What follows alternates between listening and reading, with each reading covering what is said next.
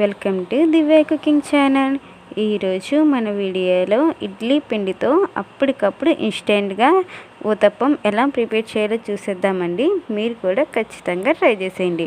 ముందుగా ఒక బౌల్లో 1 కప్ వరకు ఇడ్లీ పిండిని తీసుకోవాలి. ఇప్పుడు అందులోనే 2 స్పూన్స్ వరకు బియ్యం పిండి, 2 స్పూన్స్ వరకు సూజీ రవ్వ కూడా వేసేసుకోవాలి. ఇప్పుడు 1 కప్ వరకు సన్నగా కట్ చేసుకున్న ఆనియన్స్, 1 కప్ వరకు తురుముకున్న క్యారెట్, 2-3 పచ్చిమిర్చి, కొద్దిగా కరివేపాకు, 1 స్పూన్ జీలకర్ర, 1 స్పూన్ సాల్ట్ వేసుకొని బాగా కలిసేలాగా కలుపుకోవాలి. అలా కలుపుకున్న తర్వాత 1 స్పూన్ వరకు బేకింగ్ సోడా కూడా వేసుకొని మరొకసారి కలుపుకొని 10 నిమిషాల పాటు అలా వదిలేయండి.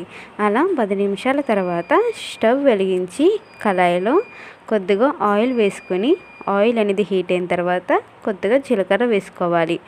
ఇలా జీలకర్ర వేసుకున్నాక మనం ప్రిపేర్ చేసి పెట్టుకున్న పిండిని 1 కప్ వరకు 1 స్పూన్ వరకు అందులో వేసేసుకొని లైట్ గోల్డెన్ కలర్ వచ్చేంత వరకు ఉంచి, లైట్ గోల్డెన్ కలర్ వచ్చిన తర్వాత మరోవైపు టర్న్ చేయాలి. అటు కూడా గోల్డెన్ కలర్ వచ్చేంత వరకు ఉంచి ఒక ప్లేట్లోకి సర్వ్ చేయండి.